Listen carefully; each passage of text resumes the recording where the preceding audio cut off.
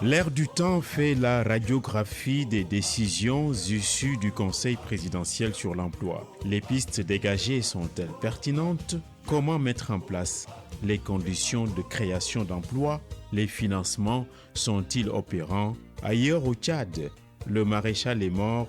L'après-Idriss Déby, est-ce une période d'incertitude? Invité d'Alassane Samba Diop, dimanche 25 avril, Dr Souleymane Keita, enseignant-chercheur à l'UCAD, spécialiste de l'économie industrielle et professeur à Boukane, agrégé d'économie à la FASEG. L'air du temps, dimanche 10h, 11h, sur la radio d'ici et d'ailleurs. Dimanche 25 avril 2021, bienvenue à l'Air du temps qui reçoit aujourd'hui Aboukane, professeur agrégé d'économie, assesseur à la fac à l'UCAD, et Dr Souleymane Keita qui est enseignant-chercheur à l'Université Cheikh Anta Diop de Dakar. Merci monsieur d'avoir accepté notre invitation. Nous sortons d'un conseil présidentiel pour l'emploi des jeunes. Beaucoup de promesses ont été faites, beaucoup de choses ont été dites à ce conseil. Le président semble prendre la mesure aujourd'hui du malaise des jeunes et surtout de l'emploi qui n'existe pas encore au Sénégal, même si peu d'emplois ont été créés depuis qu'ils sont là. Aboukane, les résultats du conseil ont été livrés aux Sénégalais. Quelle analyse peut-on en faire?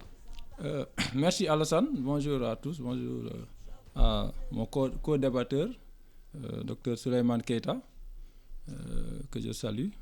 Et permettez-moi tout d'abord de m'incliner devant la mémoire d'un de nos collègues disparus ce mercredi, Dr Mamoudou Maroun, qui est enseignant à la FASEG, qui nous a quittés, paix à son âme. J'en profite aussi pour présenter mes condoléances à toute la communauté universitaire et à sa famille. Notre doyen aussi, Chérif Chirikan, a perdu le même jour sa maman, donc j'en profite pour lui présenter mes condoléances. Voilà, merci. Comme vous avez dit, le Conseil présidentiel pour l'emploi et l'insertion socio-économique des jeunes s'est tenu à Diamniadio il y a 2 jours. Et il y a beaucoup de décisions qui sont sorties de ce Conseil. D'abord, il faut dire que sur le format et sur le principe, je pense que c'est une bonne chose que de se retrouver pour poser sur la table tous les problèmes et appeler tous les acteurs afin de discuter sur les différentes attentes en rappelant ce que le gouvernement a déjà eu à faire. Bon, deuxièmement, il y a eu beaucoup de propositions pertinentes et intéressantes, mais il faut aussi le dire qu'il n'y a pas beaucoup de nouvelles choses, à mon avis, qui ont été dites parce que tout ce qui a été dit, en tout cas les 95%, ce sont des choses qui se faisaient déjà. Mais le problème, c'était dans la manière de le faire. Et à mon avis, c'est là où on devait vraiment insister. Le Sénégal a toujours eu des programmes importants et intéressants pour l'emploi des jeunes, mais les résultats n'ont pas toujours été à la hauteur des attentes. Pourquoi les programmes ont toujours échoué? Parce que, d'abord, il y a beaucoup de problèmes de gouvernance dans tous les programmes qui ont été mis en place pour les jeunes.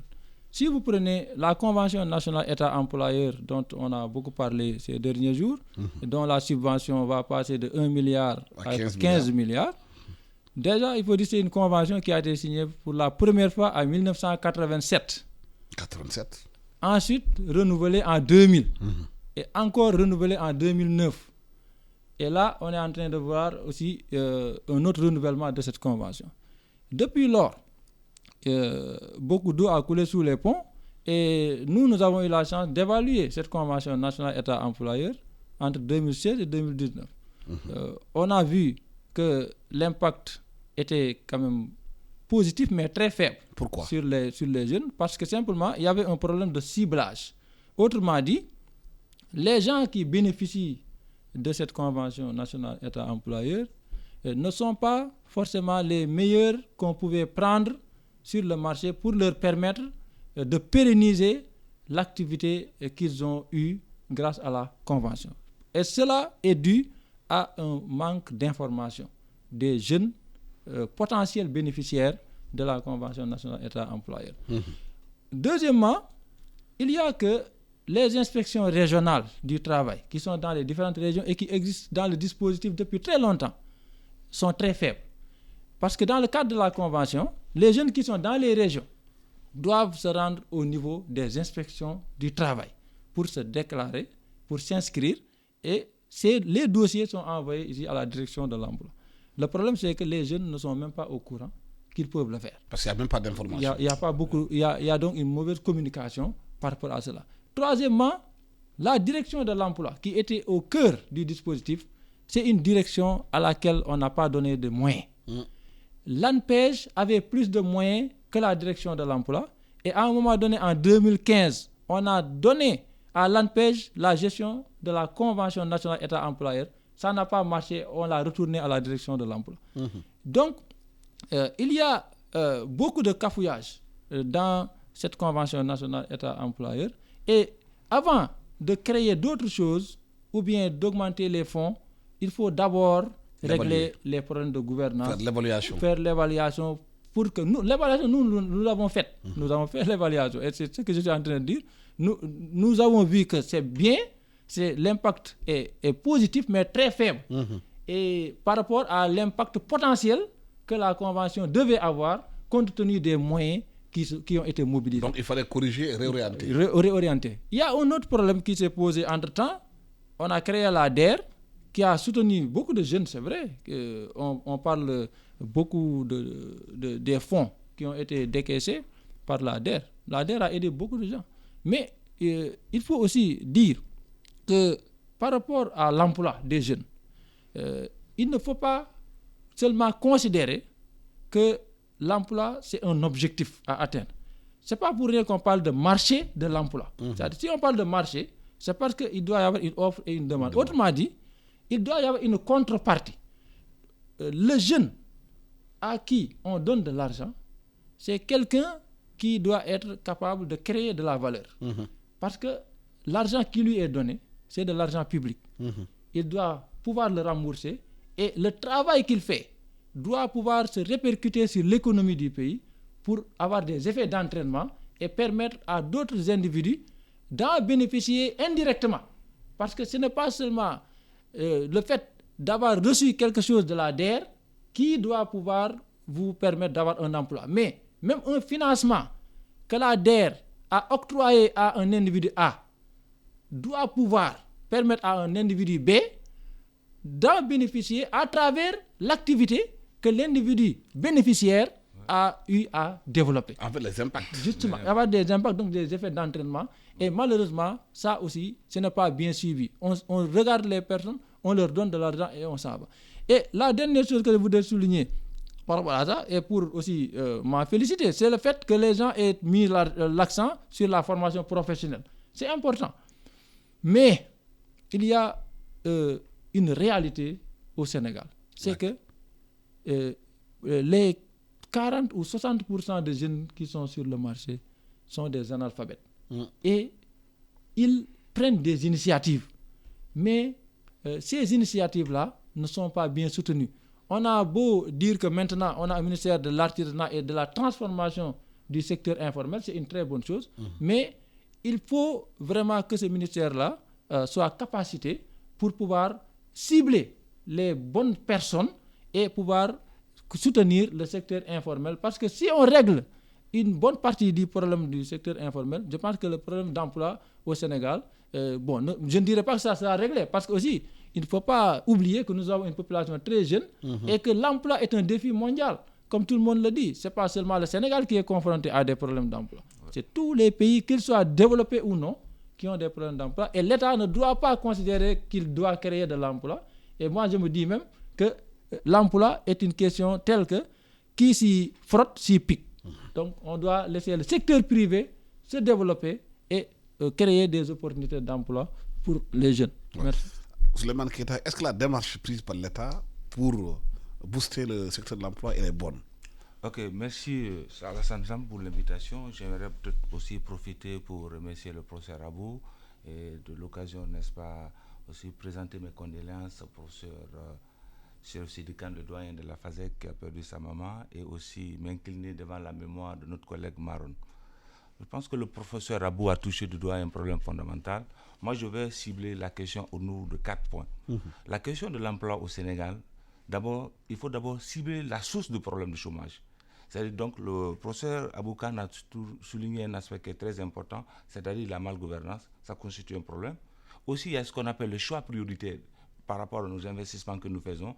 On investit dans des secteurs qui n'ont pas de valeur ajoutée, n'est-ce pas, dans la création de l'emploi, c'est un autre problème. Il y a aussi ce qu'on appelle l'inéquité, n'est-ce pas, territoriale. Ça veut dire quoi? Vous avez aujourd'hui Dakar qui représente au moins de 3%, n'est-ce pas, de la surface du Sénégal. Vous avez 90% des investissements qui sont ciblés dans ce pays, dans la région. Donc, du coup, ça veut dire qu'il y a ce qu'on appelle une inéquité, n'est-ce pas, territoriale au niveau des autres régions. Ce qui veut dire que donc, les investissements qu'on devait avoir dans les autres régions sont concentrés sur Dakar. Mais l'État a mis en place un plan d'aménagement du territoire. Justement, à quoi sert-il le plan? Exactement, justement. Quand on parle des infrastructures, c'est quoi? C'est l'eau, la santé, l'électricité, la communication. On a besoin de ça pour qu'une entreprise crée de la valeur dans une zone. Donc, tel n'est pas le cas. L'autre aspect également, le professeur l'a souligné tout de suite, c'est ce qu'on appelle, le problème de l'emploi est un problème structurel. Et nous apportons ce qu'on appelle une solution conjoncturelle, c'est-à-dire le financement, par exemple, des jeunes dans l'entrepreneuriat. Je pense que deux fois, moi, je me dis, et c'est une mauvaise politique qu'on le fait, parce que tout le monde ne peut pas devenir entrepreneur. C'est-à-dire l'entrepreneuriat demande d'abord des aptitudes innées à une toute personne. C'est comme si homme d'affaires, tout le monde ne peut pas l'être. C'est-à-dire que donc, nous voulons transformer dans ce pays-là tout le monde en entrepreneuriat. C'est ça le vrai problème. C'est-à-dire que l'État fait énormément d'efforts, c'est vrai, les 400 et quelques milliards, la DEL, l'ANPES, pour financer les jeunes, qui ne sont pas forcément destinés justement à l'emploi. Donc il faut peut-être voir, dans la mesure du possible, essayer de sérieux, comme le procès l'a fait, donc de voir par exemple parmi des jeunes, quels sont ceux qui sont potentiellement aptes à l'entrepreneuriat. Parce que vous avez beau investir dans un jeune et que peut-être que l'entrepreneur n'est pas fait pour lui, il y a d'autres sources d'emploi. Ce qui est paradoxal, c'est que quand vous regardez dans les potentiels de nos régions, on a des besoins en ressources humaines. Et il y a le chômage dans ces mêmes ressources humaines. Il y a un problème. Donc, ce qui fait que donc, aujourd'hui, pendant tout le temps, on a toujours essayé d'appliquer ce qu'on appelle une solution conjoncturelle à un problème structurel. Il faut sérier d'abord le problème, voir dans la mesure du possible qu'est-ce qui va et qu'est-ce qui ne va pas. Le troisième aspect également sur lequel j'aimerais revenir là-dessus, avec le contexte de la Covid, il y a des secteurs qui ont perdu de l'emploi. Donc, il faut faire attention. Il y a ce qu'on appelle des pertes d'emploi que nous enregistrons dans d'autres secteurs, dans le secteur du tourisme, dans le secteur du transport. Et quelles mesures d'accompagnement, n'est-ce pas, l'État peut apporter à ces secteurs-là? Il faut sauver d'abord ces emplois. Il faut sauver d'abord ces emplois-là. Et maintenant, sinon, ça va nous faire que gonfler effectivement le niveau de chômage dans nos pays. Donc, je pense qu'à ce niveau aussi, il faut revoir complètement ces niveaux. On a dit qu'il y a des secteurs pourvoyeurs d'emplois. L'agriculture, les gens en parlent beaucoup. Le secteur informel fait beaucoup de choses. Mais le problème, c'est qu'il n'y a pas d'investissement nécessaire pour le faire. Qu'est-ce qu'il faut faire pour créer des chaînes de valeur qui permettent à ce que le Sénégal puisse produire et transformer au lieu d'exporter sur place? Oui, ça c'est important. L'agriculture. Tout le monde en parle. Je pense que même lors du conseil présidentiel, le président de la République est revenu là-dessus. Et comme il l'a précisé, lorsqu'on parle de l'agriculture, ce n'est pas l'agriculture traditionnelle. On parle des chaînes de valeur agricole, l'agriculture modernisée.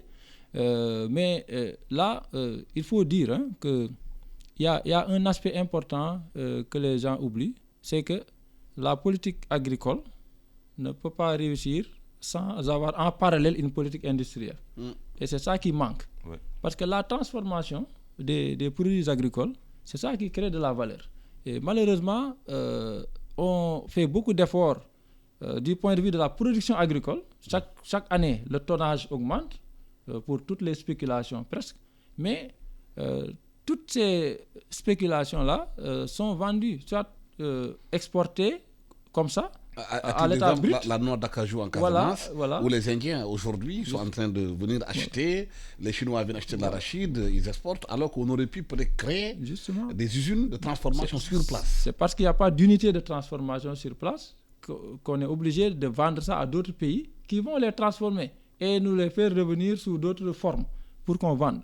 Donc, si on est d'accord que l'agriculture a beaucoup de potentiel de création d'emplois, et qu'on ne fait pas le nécessaire pour que les produits agricoles puissent être transformés sur place, bon, c'est juste repousser le problème à plus tard. C'est pourquoi moi, j'ai toujours milité pour le développement des petites et moyennes industries, des industries de transformation. Les PME, les PMI, qui les permettent TPE. Et c'est ça qui crée des emplois d'ailleurs. Parce que c'est peut-être 2 individus qui vont mettre leurs sous, mais en réalité qui emploient des centaines de personnes ou des milliers de personnes. C'est comme ça qu'on peut développer un pays. L'autre chose, c'est que si vous regardez la structure économique même du pays, elle est faite par... Bon, si vous regardez la balance des paiements, je veux dire, nous obtenons nos devises principalement des exportations des produits de la pêche, produits halieutiques. Donc là aussi, ce sont des choses que nous pouvions transformer sur place. Au lieu de prendre directement nos produits de la mer et les vendre, ou bien signer des contrats avec des bateaux qui vont venir juste les prendre et les vendre. Deuxièmement, il y a les mines, les activités extractives. C'est ça aussi qui nous amène des devises.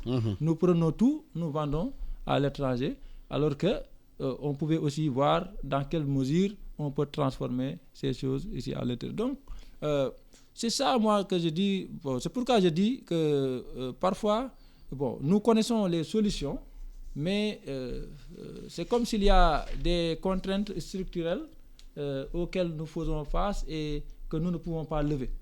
Parce que c'est incompréhensible de voir un pays comme le Sénégal qui, sur le plan des potentialités, vraiment a beaucoup de choses, mais qui ne les exploite pas correctement. Il y a quand même un aspect sur lequel j'aimerais revenir, c'est l'artisanat, le développement de l'artisanat au Sénégal. Vous savez, si on veut vraiment régler la question de l'emploi au Sénégal, au-delà de ce qu'on est en train de faire pour les diplômés, parce qu'en fait, il y a beaucoup de choses qui sont en train d'être faites sur la politique d'emploi, mais qui concernent plus les diplômés. Donc, si on insiste... Parce qu'au Sénégal, il y a des jeunesses. Voilà. Ce n'est pas une jeunesse. Voilà, c'est pas une seule jeunesse. Les gens qui n'ont pas été à l'école, ceux qui sont dans les daras, justement, ceux qui ont abandonné l'école entre-temps. Oui. Et cette couche-là, souvent, n'est pas prise en charge. Il y en a plein. Donc, si on supportait un peu plus, on appuyait un peu plus les acteurs du secteur de l'artisanat, je pense qu'on aurait pu créer beaucoup d'emplois dans ce secteur-là et permettre au Sénégal même d'exporter des produits finis, transformés.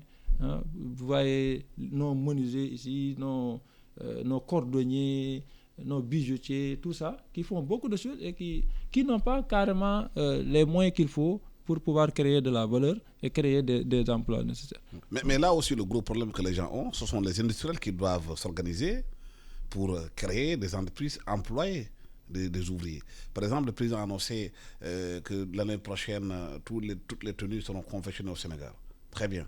Mais si c'est par un menuisier, un tailleur qui le fait, il y aura des problèmes.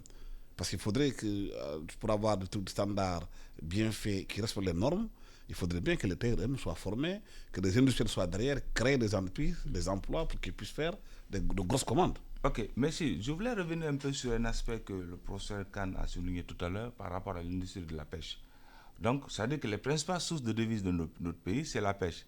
Mais si vous regardez effectivement, l'argent qui rentre à partir des devises ressort encore. Parce que les intrants dans la production de la pêche, tout est importé. C'est-à-dire, c'est ça le paradoxe. C'est-à-dire que les principales sources de devises, parce que nous avons fait une étude là-dessus, de notre pays, c'est la pêche, le tourisme. Mais l'ensemble des recettes qui rentrent à partir des devises fournies par ce qu'on appelle cette rentrée d'argent ressortent encore. Même les filets de pêche sont importés.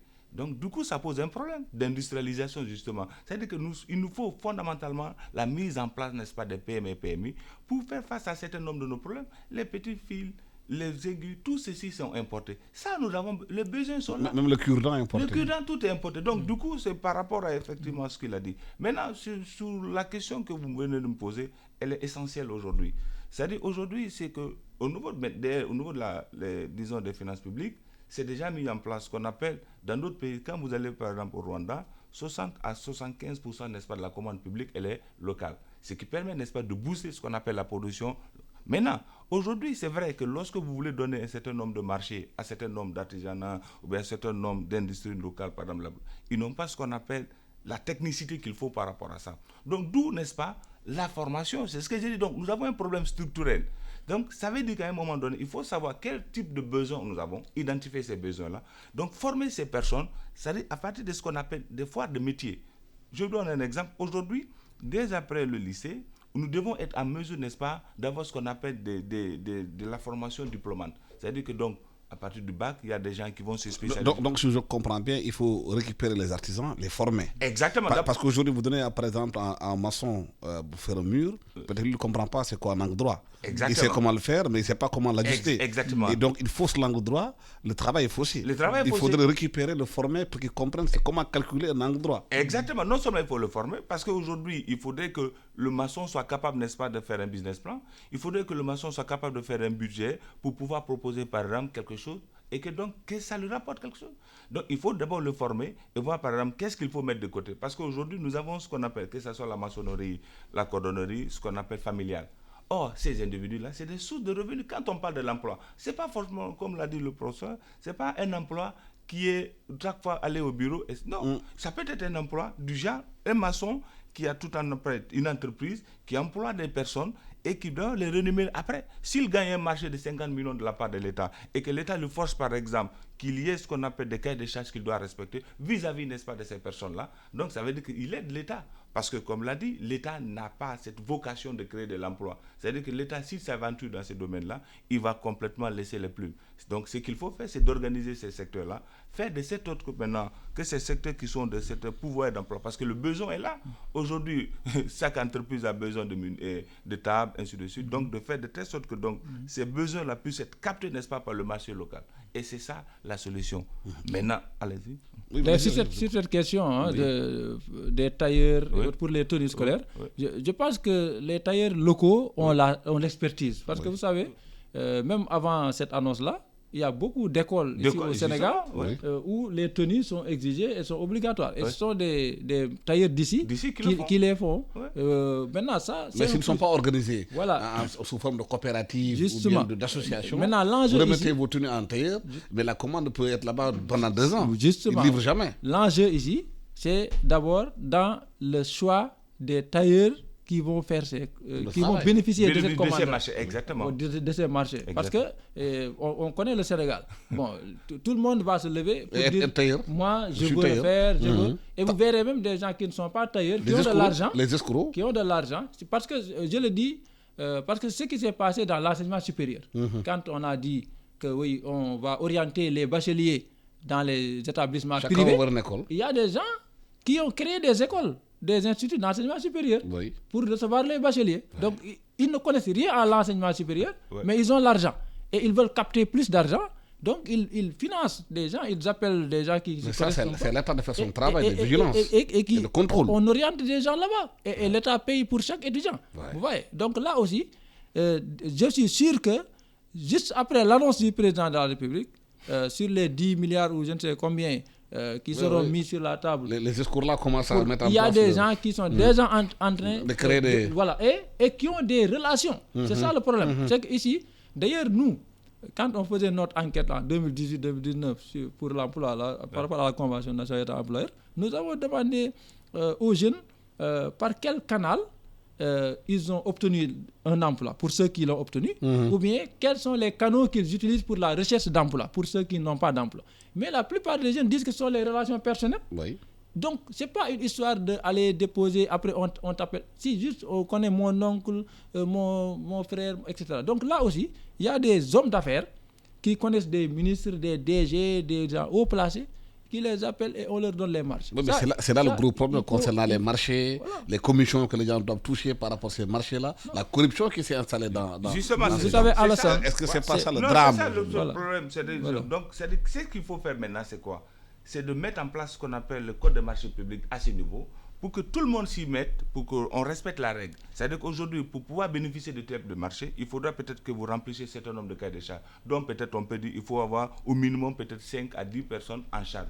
Et que ces personnes-là soient déclarées par exemple au niveau, n'est-ce pas, de l'IPRES et autres. C'est-à-dire qu'ils mettent des conditionnalités pour que il ne faut pas que l'effort de l'État, qu'une partie de la population s'en accapare. Cher ami, je veux vous rassurer que ça, c'est déjà réglé par les textes. La réglementation au Sénégal a tout prévu. Mais les gens ont toujours des moyens de contourner les règles. C'est ça le problème. Ce n'est pas un problème de texte.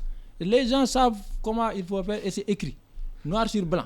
Mais le problème, c'est que ceux qui connaissent bien les textes, c'est eux-mêmes qui connaissent les voies de contournement. Vous voyez. Donc c'est ça. Pourquoi je parlais d'un problème de gouvernance au départ. Il y a beaucoup de bonnes politiques qui sont mises en place au Sénégal, mais qui sont mal mises en œuvre. Mais comment changer justement cette donne? Qu'est-ce qu'il faut faire? Bon, d'abord, il y a un mécanisme de suivi, évaluation. Quand on met en place une politique, on dit qu'on a mis tant de milliards. Au bout d'1 an, 2 ans, en tout cas une période donnée, il faut évaluer par une unité indépendante. Avec des gens honnêtes. Voilà, c'est ça. C'est ce que j'appelle une unité indépendante. C'est-à-dire qu'il ne faut pas que les gens qui étaient impliqués dans la mise en œuvre en même temps soit les gens aussi qui fassent l'évaluation. Parce qu'ils vont vous dire que tout est OK, tout est bon. Donc, il faut qu'on ait cette culture de l'évaluation. Et deuxièmement, il faut au Sénégal aussi rompre avec cette manie de croire que tout est question d'argent. Chaque fois qu'on dit qu'on a un problème, on dit on a mis tant de milliards ou on va mettre tant de milliards. Ce n'est pas ça. C'est pourquoi d'ailleurs, à l'entame de notre émission, je vous ai dit quoi? La Convention nationale État-employeur est signée pour la première fois en 87. Depuis lors, c'était même pas ce régime-là qui était là. Mais si vous faites le décompte de ce que la Convention a permis de faire, mais c'est minime par rapport à tout ce qu'on a mis comme argent dans cette Convention-là. Et c'est pareil. Donc, il faut vraiment qu'on ait une culture de l'évaluation de ce que nous sommes en train de faire et puis être honnête avec les gens. Autrement dit, choisir les personnes qui sont les mieux placées pour pouvoir gérer les différents programmes qu'on a mis en œuvre. Exactement. Est-ce qu'au fond, c'est la question des choix des hommes, la question des ressources humaines compétentes qu'on doit prendre pour travailler pour le pays. La question de fond, c'est celle-là. Oui, et c'est celle-là qui conditionne, quelque part, les conditions de création d'emplois. Ok, d'abord, il a été souligné tout à l'heure ce qu'on appelle le suivi-évaluation. C'est-à-dire qu'il y a 2 modes d'évaluation, de suivi-évaluation en finances publiques. Il y a ce qu'on appelle l'évaluation francophone et anglophone. C'est que nous sommes habitués plus à l'évaluation francophone, c'est-à-dire que vous prenez la sanction. Et ça pose problème. Il faut qu'il y ait une évaluation anglophone, c'est-à-dire que vous évaluez pour que les gens puissent changer le méthode de travail pour améliorer. C'est-à-dire qu'il ne faudrait pas seulement que les gens mettent à l'idée que je viens pour faire le suivi, l'évaluation, pour pouvoir sanctionner et mettre les gens en prison. Et donc, d'abord, ça c'est pédagogique. Exactement. Mixer les deux. Le mixage, c'est-à-dire que vous venez, vous évaluez qu'est-ce qui n'a pas marché. C'est vrai, on a parlé là-dedans. On parle de l'ANPEJ. Si vous regardez l'ensemble des programmes qui ont englouti des milliards, jusqu'à présent, on ne sait pas qu'est-ce qu'il y en a. Et on continue encore à mettre, on va encore mettre 450 milliards encore pour les mêmes programmes, pour les mêmes jeunes, pour les mêmes cibles. Mais quelque part, il y a un problème. Oui. Donc maintenant, le problème, c'est quoi? Est-ce que c'est parce que c'est l'argent qui pose problème? Ou bien c'est les programmes qui sont mis en place qui posent problème? Ou bien on a un problème de ressources humaines. Et ça, je ne crois pas. Aujourd'hui, à l'université, nous avons des ressources humaines de qualité. Nous formons vraiment des jeunes de qualité qui peuvent avoir... Peut-être qu'aujourd'hui, ils ne peuvent pas directement être opérationnels, mais dans 2 ou 3 mois, vous les mettez n'importe où, ils peuvent être opérationnels. Si je vous ai dit tout à l'heure que nous avons... Le paradoxe, c'est quoi? C'est que nous avons des besoins en ressources humaines. Et c'est ces mêmes ressources humaines qui sont au chômage. Donc c'est le paradoxe de l'emploi dans nos pays. Donc du coup, qu'est-ce qu'il faut faire? Il faut une évaluation indépendante. Et ça soit une structure indépendante qui vienne évaluer les programmes qui ont été mis en place. Pas forcément pour prendre une sanction, mais pour voir qu'est-ce qui a marché et qu'est-ce qui n'a pas marché. Oui, mais il y a quand même dans ce pays une culture d'accaparement. Même les jeunes, quand ils sortent, ils sont très omnibulés par l'argent d'abord. Chercher de l'argent, c'est ça qui les motive. C'est l'argent qui les motive, les jeunes. Vous le confiez des postes aussi, c'est les premiers pierres des fois. Justement, c'est parce que c'est ce problème. Vous l'avez dit tout à l'heure, c'est qu'on veut régler tout par l'argent. Et c'est pourquoi d'ailleurs, c'est ça la politique. C'est ce que je constate comme une erreur de l'État de penser que tout le monde peut être entrepreneur. C'est-à-dire que l'entrepreneuriat, c'est d'abord des aptitudes. Et même faire des textes psychotechniques pour voir est-ce que cette personne est apte à faire de ce qu'on appelle de l'entrepreneuriat. Peut-être que la personne est donnée à faire autre chose, c'est le libéralisme. Peut-être que la personne là peut devenir agriculteur, peut devenir autre chose, mais on va transformer tout le monde en entrepreneur, donc ça constitue un problème. Donc l'autre aspect que vous avez souligné tout à l'heure, je pense qu'aujourd'hui, il faut qu'on intègre ce qu'on appelle la culture de l'entrepreneuriat, en fait la culture de l'évaluation. Pas forcément une évaluation pour sanctionner, mais une évaluation pour faire le point d'abord de ce qui a été mis, avant d'engloutir encore d'autres sommes d'argent pour le même problème.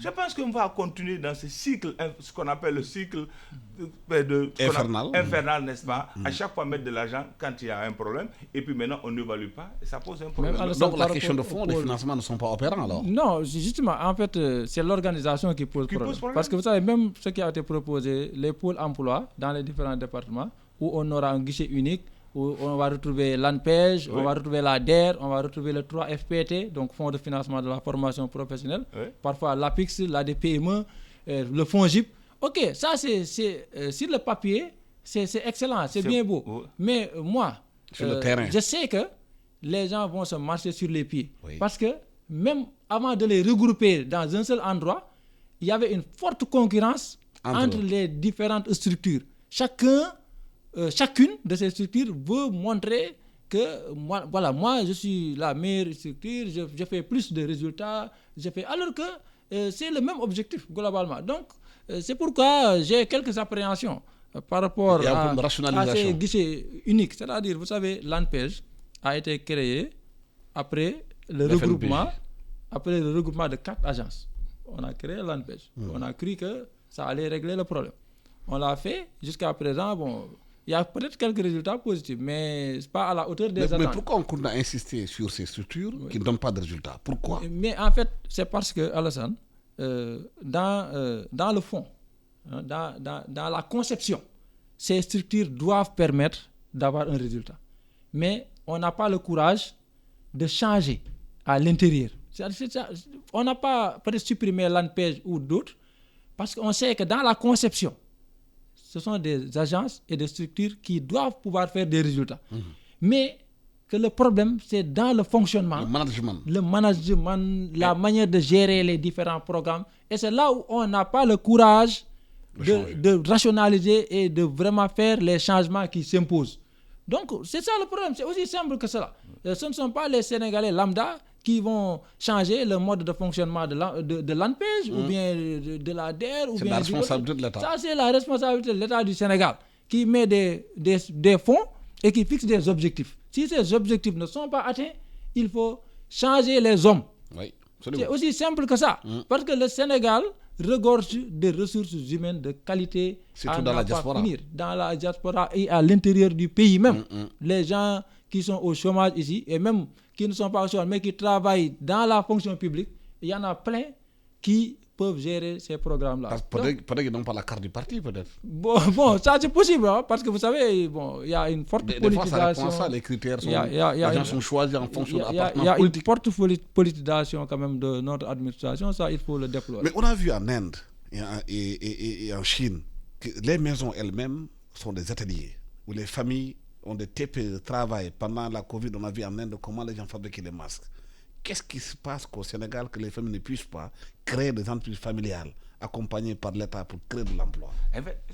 On l'a dit tout à l'heure, c'est ce que j'ai dit. Par exemple, quand vous avez un atelier de menuiserie, par exemple, vous pensez que quand vous travaillez et que, par exemple, les apprentis que vous avez, ce sont vos employés, la seule obligation que vous avez, c'est de les donner à manger. Voilà le problème. C'est-à-dire qu'on a un problème de perception, n'est-ce pas, de l'emploi. C'est-à-dire ces ateliers-là, lorsque vous allez les organiser et permettre à ces petits structures-là de gagner le marché de l'État. Et que donc, en contrepartie, maintenant, les personnes qui sont là-bas, qu'ils aient un droit vis-à-vis, n'est-ce pas, de ces patrons-là, pour qu'on puisse les donner ce qu'on appelle un salaire décent. Et donc, par conséquent, l'organisation et d'autres, ça va passer par quoi? Par ce qu'on appelle par le respect des conventions que l'État a signées avec certains nombres de structures, où on peut dire, par exemple, 30 à 15% par exemple de commandes publiques revient, n'est-ce pas, aux artisans locaux. C'est comme ça se passe en Rwanda, comme ça se passe dans d'autres pays. Mais ça a été dit avec le mobilier national. Mais le constat qu'on fait, que les bureaux des ministres continuent de venir de Chine, de la Turquie, d'ailleurs. Pourquoi le mobilier national n'est pas mis en œuvre pour permettre aux artisans de travailler? Et ça, l'État l'a mis en place, mais il n'y a pas de contrôle, il n'y a pas de suivi, il n'y a pas de moyens. Donc, c'est des slogans seulement. Exactement, c'est pourquoi j'ai dit donc, il faut que les mesures que l'État prenne, que ces mesures-là soient suivies de fait. C'est ce qu'on appelle suivi et évaluation. C'est-à-dire qu'on prend une année, qu'on essaie de voir par exemple, voilà ce que l'État a décidé par rapport au mobilier national. Et que donc l'organisme indépendant puisse voir par exemple, au niveau de chaque ministère ou au niveau de chaque direction, qu'est-ce qui a fait que par rapport à la commande que vous avez pris par exemple une commande à l'extérieur, plus de prendre une commande à l'intérieur, que vous vous expliquez. Et que le professeur a dit tout à l'heure, je pense qu'ici, quand vous regardez le nouveau cadre harmonisé des finances publiques, qui rentre en vigueur depuis cette année-là, il y a ce qu'on appelle des ministères tests. Il est mis en place ce qu'on appelle des critères d'évaluation qui permettent par exemple pour chaque ministère qu'on fixe ce qu'on appelle des objectifs à atteindre. ces mêmes objectifs, on peut les assigner par exemple à des différentes directions, le cas de l'annexe.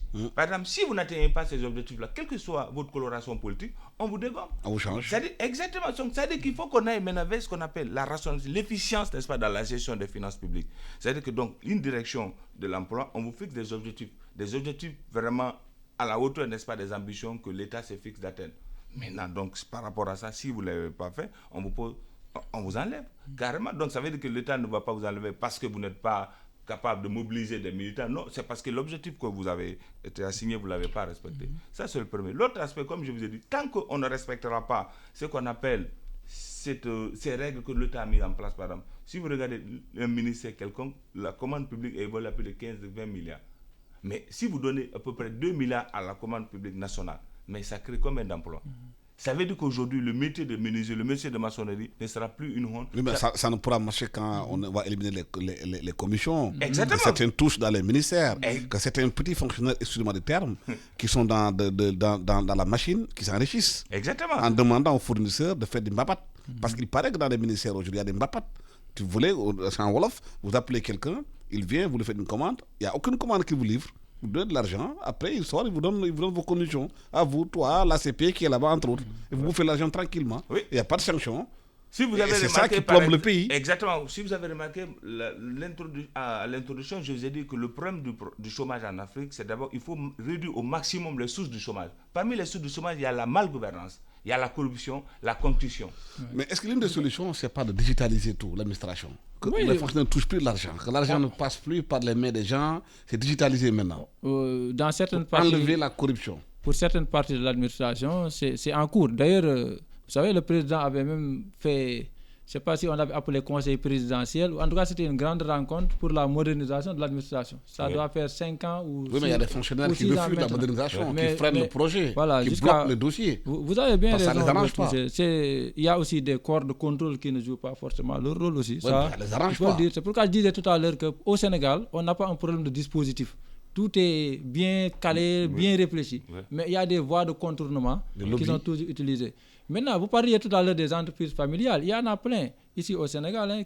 Mais c'est un problème d'échelle qui se pose. Vous savez, même la femme qui vend du couscous et qui met à contribution ses petites filles, ses enfants qui vendent du kéré. Ça, c'est une entreprise familiale. Mais le problème, c'est l'échelle. Il y a beaucoup d'entreprises familiales, mais qui permettent juste à la famille de pouvoir survivre. Je ne dirais même pas vivre.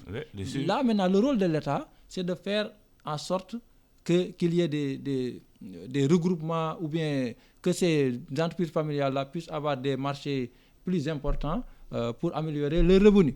Et par rapport à la politique de l'emploi, il y a un aspect qu'on oublie souvent, c'est le rôle de l'Agence nationale de la statistique et de la démographie. Absolument. C'est une agence qui peut jouer un rôle important dans les différentes politiques qu'on est en train de mettre en œuvre pour un bon ciblage. C'est-à-dire, vous savez, dans les régions, on a des services régionaux de la statistique, donc qui dépendent de l'agence nationale. Mais qui ont les moyens de travailler. Justement, c'est ça. J'en viens à cela. Parce que, en fait, les services régionaux de la statistique n'ont pas assez de moyens pour pouvoir faire certaines choses, certains travaux à l'intérieur des régions où ils sont implantés, ces services-là. Et je pense que l'État doit penser à cela pour mieux identifier les opportunités régionales et les besoins qui se posent au niveau des régions. Avant maintenant de décider de financer ou de faire quoi que ce soit. Exactement. Mais malheureusement, les gens pensent que voilà, les statistiques, c'est juste prendre les données qui existent déjà, faire. Mais il faut, à part des objectifs, n'est-ce pas, donner des moyens à l'Agence nationale de la statistique pour qu'à l'intérieur des régions et des départements, qu'on puisse faire une identification correcte de tous les besoins et même faire un bon ciblage. Exactement. Et c'est ça qui peut garantir un bon résultat par rapport à l'objectif qu'on s'est fixé en matière d'emploi. Je voudrais revenir à la commande publique. Les gens parlent potentiellement au Sénégal, il y a plus de 12 000 milliards de francs CFA pour la commande publique. Mais pourquoi les entreprises sénégalaises, il n'y a pas de discrimination pour leur permettre d'avoir la commande publique et de se développer? On l'a dit. Est-ce que les entreprises étrangères doivent participer à la commande publique nationale? Il faut ce qu'on appelle une politique de ciblage, c'est-à-dire une politique de discrimination positive. L'État s'est dit quelque part, par rapport à cette commande publique, si c'est 12 000 milliards, on dit maintenant 60 à 45% doit être réservé, n'est-ce pas, à la commande publique locale. Et ça, que ça soit une politique de discrimination positive, que l'État veille à ce que ça soit respecté. Et que le secteur privé soit à la hauteur aussi. Exactement, parce qu'aujourd'hui, vous savez, le secteur privé, en matière d'investissement aussi, il faut peut-être le reconnaître, préfère investir dans le secteur de l'immobilier parce qu'il y a moins de risques. Bâtiment. On est risque faux. Ici, on n'aime pas prendre le risque. C'est la nature, n'est-ce pas, de notre, disons, la construction. Il y en a qui se battent, mais il y a d'autres aussi qui sont des rentiers. Hein? Qui sont des rentiers, des marchés de l'État, n'est-ce pas, dans l'immobilier et donc aussi dans le tourisme. Aujourd'hui, donc, c'est à l'État de mettre en place un processus de création de valeur. C'est-à-dire que l'État ne crée pas de l'emploi, on l'a toujours dit. L'État doit mettre en place un processus de création de valeur. En mettant par exemple ce qu'on appelle ces hommes d'affaires sénégalais à contribution pour qu'ils s'associent, pour cibler ce qu'on appelle des opportunités d'affaires au niveau local, pour les permettre, n'est-ce pas, de bénéficier, n'est-ce pas, des commandes publiques. En quoi en le faisant? Aussi en les accompagnant. Aujourd'hui, il est difficile pour le secteur privé national, par exemple, de lever un certain nombre de fonds. Parce que les banques aussi qui est là, parce que le problème est beaucoup plus... Les banques sont chères. Les banques sont chères, non seulement sont chères, mais n'accompagnent pas justement. Parce que vous ne pouvez pas lever peut-être 4-15 milliards tout de suite rapidement. Or, vous savez que la commande publique, généralement, vous préfinancez, ensuite l'État vient derrière, il vous donne. Donc maintenant, nos secteurs privés aussi, pour certains types de marché, n'ont pas cette capacité justement qui les permet, n'est-ce pas? Mais à ce moment, c'est à l'État d'intervenir, justement, de les accompagner. Par une politique de ciblage, aussi, pour une politique aussi monétaire, pour permettre effectivement à ce que nos banques soient plus ce qu'on appelle des structures, disons, des magasins qui sont là uniquement que pour encaisser, mais aussi pour accompagner l'économie. C'est ça. Si vous regardez par exemple, je parle sur le contrôle de poste, vous allez voir par exemple la masse, par exemple le crédit sur le PIB par exemple, est relativement faible, c'est moins de 12%. Quand vous allez dans d'autres pays en France, c'est autour de par exemple 32 à 35%. Ça veut dire qu'il y a du crédit qui fonctionne dans cette économie-là. Donc justement, l'État doit mettre en place des politiques permettant effectivement qu'il y ait suffisamment de crédit dans notre économie pour permettre à nos entrepreneurs-là de pouvoir bénéficier des marchés. Et en fait, il faut ça. Nous avons Est-ce que l'État doit prendre des mesures pour empêcher aux fonctionnaires de devenir des hommes d'affaires, des milliardaires? Bon, en tout cas, les fonctionnaires sénégalais sont des milliardaires. La plupart d'entre eux, c'est des hommes d'affaires. Ils créent une petite entreprise à côté, ils donnent ça à leur cousin. Tous les marchés, c'est lui qui gagne. Il y en a beaucoup. Tout ça, c'est un contrôle qu'on doit faire. De contrôle qui se pose à ce niveau-là. Et je pense que les autorités savent ce qu'il faut faire pour lutter contre. Voilà. Mais bon, vous savez, le secteur privé sénégalais est très faible. Ça, tout le monde l'a dit.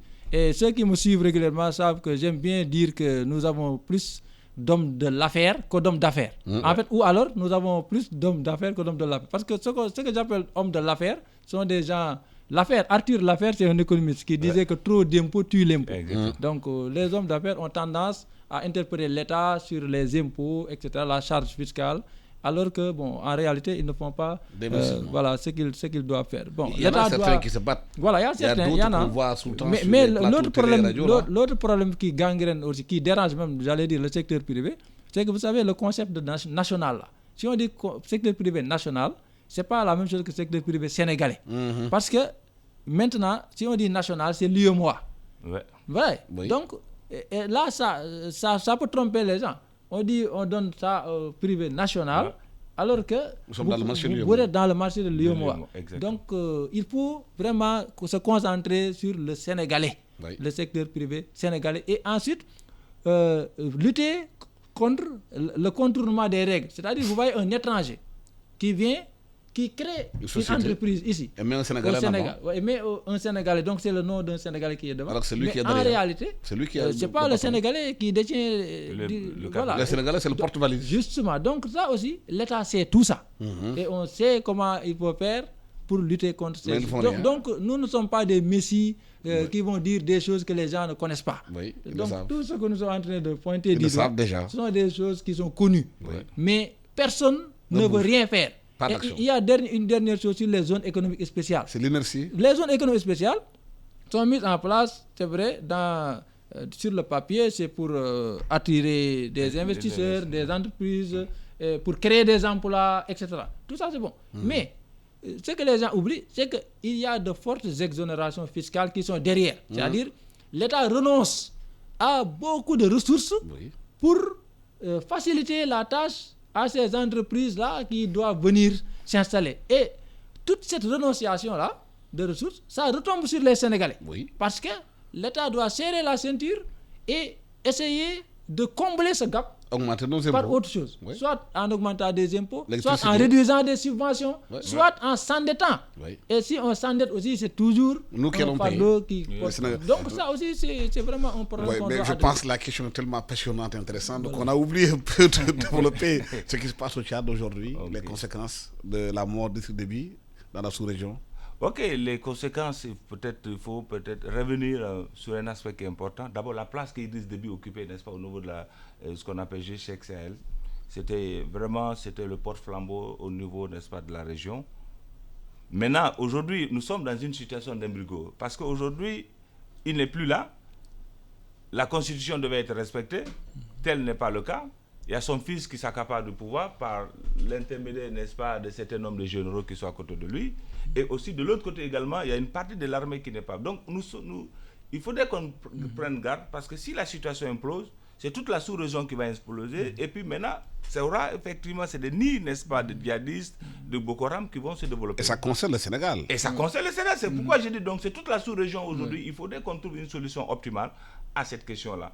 Voir maintenant comment mettre tout le monde sur une table de négociation, trouver une solution pérenne, parce que si le Tchad est déstabilisé, c'est toute la sous-région, parce que déjà, la Libye, n'en parlons pas, elle est déjà déstabilisée. Et ce qu'on appelle au niveau de cette zone-là, le Tchad qui constitue ce qu'on appelle le seul rempart qu'on avait aujourd'hui pour lutter ce qu'on appelle ces questions de djihadistes-là, si on ne l'accompagne pas. Aujourd'hui, le Tchad a besoin d'un accompagnement. C'est-à-dire qu'il faudrait qu'on essaie de mettre de côté les intérêts personnels et qu'on essaie de dire la vérité, et que donc les chefs d'État, aujourd'hui, c'est le rôle de l'Union africaine, pour voir maintenant quelle est la solution qu'il faut apporter pour accompagner effectivement le Tchad dans ces conditions. Parce que de l'autre côté, il y a plusieurs belligérants. Il y a d'abord, au niveau de l'armée, il n'y a pas d'entente.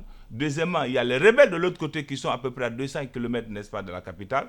Donc, vous avez vu, donc c'est un cocktail d'événements qui est là. Si on ne trouve pas une solution rapidement, on va déstabiliser le pays.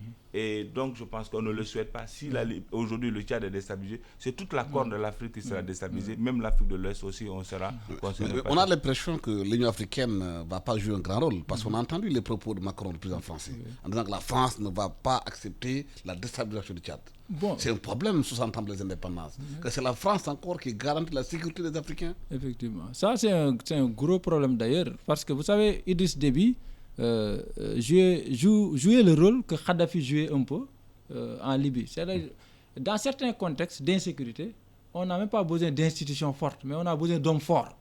Et c'était le cas de Déby, parce que il était un homme fort qui réglait pas mal de problèmes dans la sous-région. Pour les intérêts de la France dans la sous-région. Maintenant, les intérêts de la France, bon, ça, on a toujours déploré le fait que la France s'immisce déjà dans tout ce qui se passe chez nous. C'est parce qu'on a accepté que la France ait plus d'intérêts en Afrique qu'en France. C'est ça le problème.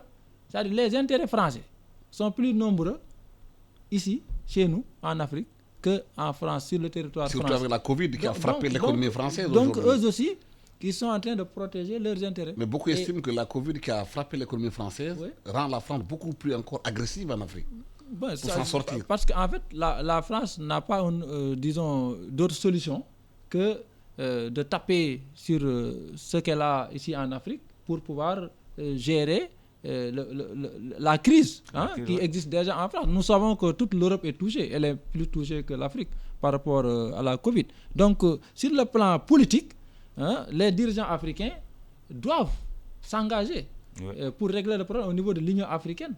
N'est-ce pas? Mais si voilà, vous entendez les discours... Ça sert à quelque chose l'Union africaine aujourd'hui l'Union africaine, elle sert à quoi? Bon, l'Union africaine, à mon avis, elle joue son rôle dans certains domaines, mais pas d'autres. Par exemple, dans les grands projets africains, pour le développement, l'intégration, l'Union africaine quand même donne des solutions. Mais dans la pratique, c'est-à-dire c'est le pragmatisme qui manque, parce que simplement, j'ai l'habitude de dire que dans nos pays, bon, chacun veut garder toujours sa parcelle de pouvoir.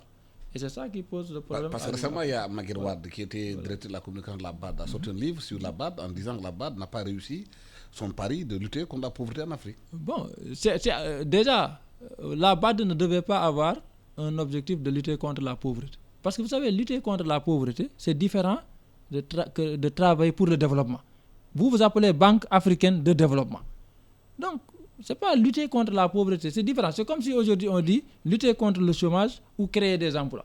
Parce que si vous créez des emplois... C'est pas le même objectif. Voilà, c'est pas la même chose que lutter contre le chômage. Parce que si vous luttez contre le chômage, vous vous attaquez aux chômeurs pour leur trouver un emploi. Mais ceux qui sont là et qui doivent venir, vous ne créez pas les conditions structurelles pour que l'économie fonctionne.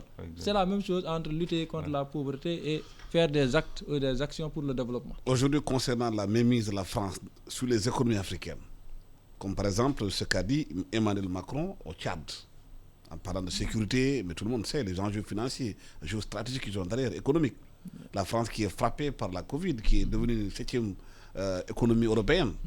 Comment les Africains pourront-ils résister par rapport à cette ingérence? Ok, comme on l'a dit, la France a une zone d'influence, en tout cas dans tous les pays francophones. Jusqu'à quand? Mais justement, c'est-à-dire, on revient, tant que nous serons, n'est-ce pas, dans cette malgouvernance, tant que nous ne serons pas capables, n'est-ce pas, de prendre en charge nos propres problèmes, la France va continuer, n'est-ce pas, à nous imposer ce qu'on appelle ces dictats. Et moi, je pense, c'est pourquoi j'ai dit, en tout cas pour la question du Tchad, si l'Union africaine ne prend pas garde, parce que la France a besoin de poursuivre ses intérêts. Il y a le pétrole, il y a autre. Donc maintenant, ce qu'il faut, c'est qu'il faut que l'Union africaine prenne ses responsabilités pour voir dans la mesure du possible comment on peut mettre ces personnes-là sous la même table de négociation et prendre une décision qui sera à l'avantage, n'est-ce pas, de toute la population tchadienne. Je pense que c'est ça la solution. Peut-être ajouter, Alassane, que la France, tant qu'elle aura une capacité de nuisance par rapport à nos régimes, je pense qu'il en sera ainsi. Parce que tant que chaque régime sait que la France peut déstabiliser le pays à tout moment et faire tomber le régime. Et créer de petites guerres. Ou créer de petites, etc., des soulèvements et autres. Tant qu'il en sera ainsi, la France aura toujours des intérêts. Accompagné par ses médias. Ça veut dire que nous devons faire en sorte de prendre notre sécurité en main. Parce qu'un État ne doit pas compter sur l'intervention d'une autre puissance pour se protéger. Il y a des bases françaises et malheureusement, dans nos pays. c'est ça qui se passe dans nos pays. Donc chaque régime, on a beau critiquer des présidents, mais le problème c'est que si certains présidents refusent ce que la France veut imposer, la semaine suivante, ils risquent de quitter Laurent Gbagbo en a fait les frais. Exactement. Gbagbo en a fait les frais. Donc c'est un problème de sécurité. C'est un problème, la raison c'est un problème de sécurité, aussi des choix prioritaires. Donc nous avons des choix qui ne sont pas prioritaires et c'est ce qui pose problème. Aujourd'hui, pour notre propre sécurité, on a besoin de faire appel à la France. Quand vous déléguez votre sécurité, vous êtes vulnérable.